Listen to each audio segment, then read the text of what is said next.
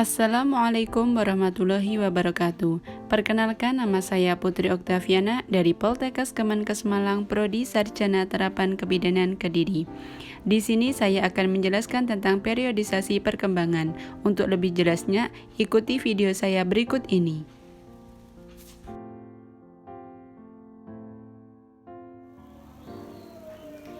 Periodisasi perkembangan. Periodisasi dapat diartikan sebagai lingkaran waktu. Sedangkan perkembangan merupakan proses perubahan yang terjadi setahap demi setahap dan sifatnya progresif, tetapi saling berkesinambungan dan bervariasi antar individu satu dengan individu yang lainnya, sehingga perkembangan setiap orang itu berbeda. Ada beberapa pendapat dari para ahli mengenai dasar periodisasi perkembangan ini. Mereka membagi menjadi 3 bidang.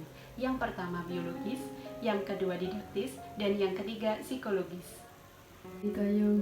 Yang pertama dari bidang biologis. Dasar yang dipakai untuk mendeskripsikan periodisasi perkembangan ini yaitu terjadinya perubahan dari segi biologis. Adapun tokoh yang menyusun periodisasi ini adalah Aristoteles, Kresmer, dan Sigmund Freud. Yang pertama yaitu pendapat dari Aristoteles. Aristoteles membagi menjadi 3 periode. Periode yang pertama yaitu periode anak kecil, usia 0 sampai dengan 7 tahun atau fase 1. Ini adalah masa anak-anak untuk bermain. Dari fase 1 menuju fase yang berikutnya atau fase kedua ini, kira-kira usia 7 tahun akan terjadi pergantian gigi pada anak. Periode 2, anak sekolah, usia 7 sampai dengan 14 tahun atau fase 2. Adalah masanya untuk belajar.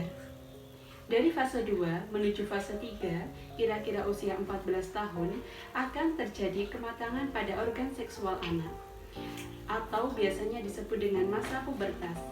Misalnya pada anak perempuan ditandai dengan menars atau menstruasi pertama, pada anak laki-laki ditandai dengan mimpi basah. Periode yang ketiga, usia 14 sampai dengan 21 tahun atau fase 3. Pada masa ini terjadi peralihan dari masa kanak-kanak menuju ke masa dewasa. Yang kedua yaitu pendapat menurut Kresmer. Kresmer membagi menjadi 4 fase. Fase yang pertama usia 0 sampai dengan 3 tahun atau disebut Vulungsperiode 1. Pada fase ini akan terjadi pertumbuhan tubuh ke samping. Anak menjadi kelihatan gemuk, pendek, humble, terbuka, dan lincah. Fase yang kedua usia 3 sampai dengan 7 tahun atau Streckum periode 1. Pada fase ini akan terjadi pertumbuhan sifatnya ke atas, anak akan terlihat kurus, tinggi, tertutup, egois, dan pendiam. Kemudian fase yang ketiga, usia 7 sampai dengan 13 tahun atau Vulungs periode 2.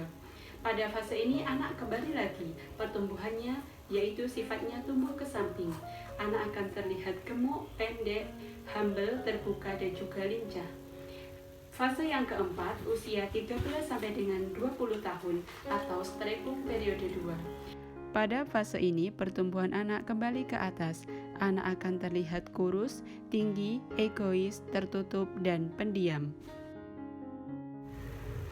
Yang ketiga yaitu pendapat menurut Sigmund Freud. Sigmund Freud mendasarkan periodisasi perkembangan ini berdasarkan kepekaan bagian tubuh individu yang peka terhadap rangsangan seksual. Sigmund Freud membagi menjadi 5 fase. Fase yang pertama yaitu fase oral usia 0 sampai dengan 1 tahun. Pada fase ini anak menganggap mulut sebagai daerah yang dapat memberikan kepuasan. Fase yang kedua yaitu fase anal, usia 1 sampai dengan 2 tahun atau 3 tahun.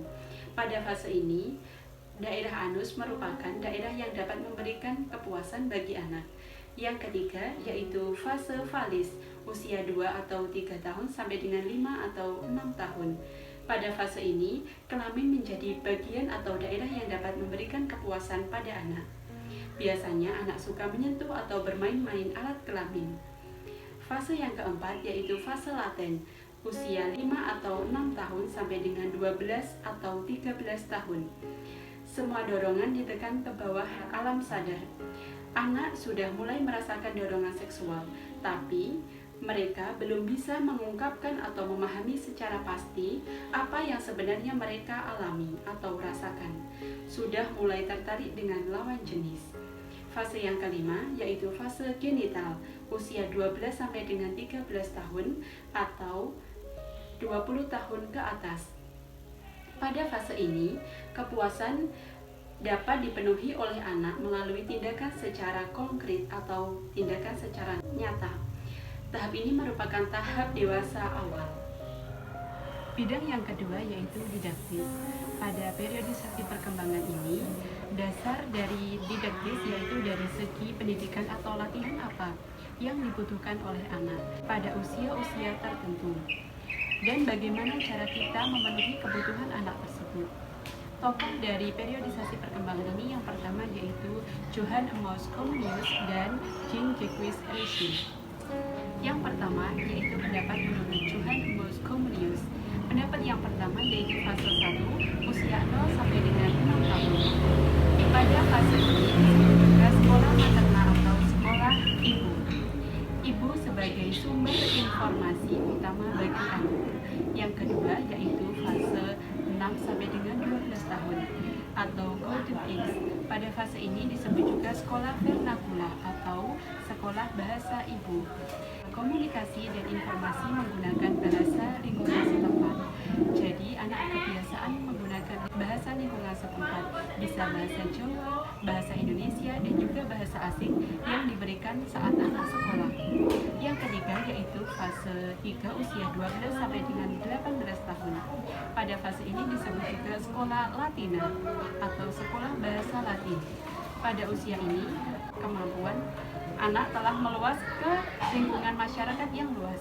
Yang keempat yaitu usia 18 sampai dengan 24 tahun atau disebut dengan akademi atau perguruan tinggi, yaitu masa memasuki jenjang perguruan tinggi. Yang ketiga yaitu pendapat menurut Jean-Jacques Rousseau. Fase yang pertama usia 0 sampai dengan 2 tahun. Pada fase ini merupakan masa asuhan. Fase yang kedua usia 2 sampai dengan 12 tahun. Pada fase ini yaitu masa latihan jasmani dan panca indera. Kita harus melatih anak secara fisik untuk menguatkan jasmani. Yang ketiga yaitu usia 12 sampai dengan 15 tahun. Pada fase ini merupakan masa pendidikan akal dan juga dasar pendidikan karakter. Fase yang keempat, usia 15 sampai dengan 20 tahun. Pada fase ini merupakan masa pendidikan watak dan juga agama bagi anak. Bidang yang ketiga yaitu bidang psikologis.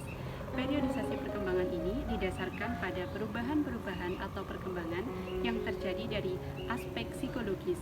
Adapun tokoh yang menyusun teori periodisasi perkembangan ini yang pertama yaitu ada Oswald Krokh, Erikson, dan Elizabeth Harlock.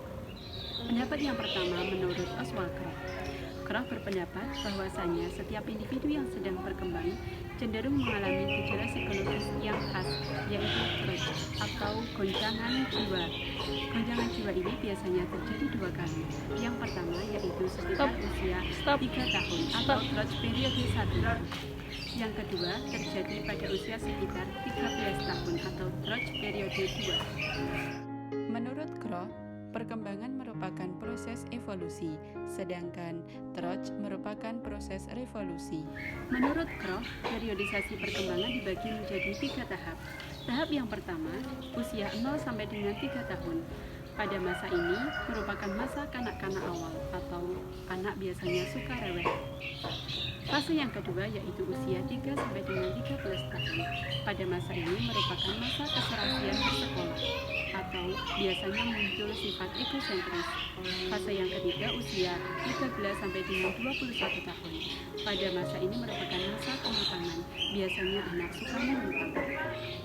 Trotsch periode ditandai dengan munculnya sikap-sikap atau perilaku-perilaku yang menentang atau negatif. Pendapat yang kedua menurut Erik Erikson. Pendapat Erik Erikson ini didasarkan pada perkembangan psikososial. Menurut Erikson, pada setiap rentang usia tertentu akan terjadi konflik sosial yang khas pada setiap diri individu. Perkembangan individu menurut Erik Erikson ini melalui 8 fase. Berikut 8 fase menurut Erik Erikson. Fase yang pertama usia 0 sampai dengan 1 tahun atau fase bayi. Fase yang kedua usia 1 sampai dengan 3 tahun atau fase anak-anak atau toddler. Fase yang ketiga usia 3 sampai dengan 6 tahun atau fase bermain. Fase yang keempat usia 6 sampai dengan 12 tahun atau fase sekolah. Fase yang kelima yaitu 12 sampai dengan 20 tahun atau fase adolesen atau remaja. Fase yang keenam usia 20 sampai dengan 30 tahun atau fase dewasa awal. Fase yang ketujuh usia 30 sampai dengan 65 tahun atau fase dewasa. Fase yang kedelapan usia 65 tahun ke atas atau fase lanjut usia.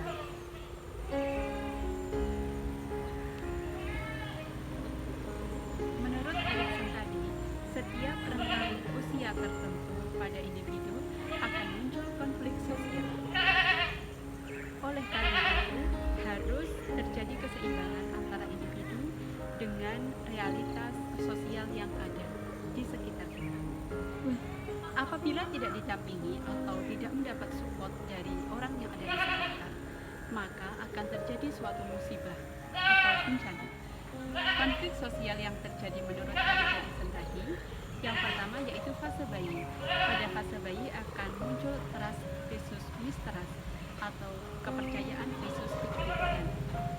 Pada fase anak-anak atau toddler akan muncul konflik sosial yaitu autonomi versus shame atau guilt, yaitu otonomi versus perasaan malu-malu atau keraguan-raguan. Pada fase bermain akan muncul konflik sosial berupa inisiatif versus guilt, inisiatif versus kesalahan.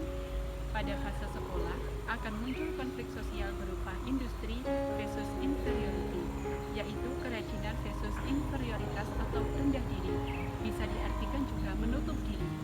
Fase adolesen atau remaja akan muncul konflik berupa identity versus identity, yaitu identitas versus kekacauan identitas diri sendiri. Pada fase dewasa awal akan muncul confuse atau kebingungan dan juga intimidasi atau isolasi, yaitu keintiman atau pembangunan relasi dengan seseorang versus isolasi atau menarik diri dari lingkungan sekitar. Pada fase dewasa akan muncul generativity versus stagnation, yaitu generativitas versus stagnasi atau tidak berkembang. Fase usia lanjut akan muncul integrity versus despair, yaitu konflik berupa integritas versus keputusasaan. Pendapat yang ketiga menurut Elizabeth Harlow, ia mengelompokkan menjadi 11 fase.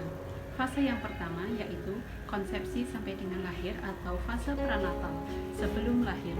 Fase yang kedua yaitu usia 0 sampai dengan 14 hari atau fase neonatal, yaitu fase penyesuaian dengan lingkungan sekitar. Fase yang ketiga yaitu usia 14 hari sampai dengan 2 tahun, yaitu fase baby. Fase yang keempat yaitu usia 2 sampai dengan 5 tahun, yaitu fase kanak-kanak awal. Fase yang kelima usia 6 sampai dengan 12 tahun atau fase kanak-kanak akhir. Fase yang keenam yaitu usia 12 sampai dengan 13 tahun atau fase pubertas. Fase yang ketujuh yaitu usia 12 sampai dengan 15 tahun atau fase remaja awal. Fase yang ke-8 yaitu usia 15 sampai dengan 18 tahun atau fase remaja akhir. Fase yang ke-9 usia 18 sampai dengan 40 tahun atau fase dewasa awal. Fase yang ke-10 usia 40 sampai dengan 60 tahun atau fase usia pertengahan. Dan yang terakhir fase ke-11 yaitu usia 60 tahun ke atas atau fase usia lanjut. Sekian video penjelasan periodisasi perkembangan dari saya. Apabila ada kurang lebihnya saya mohon maaf. Wassalamualaikum warahmatullahi wabarakatuh.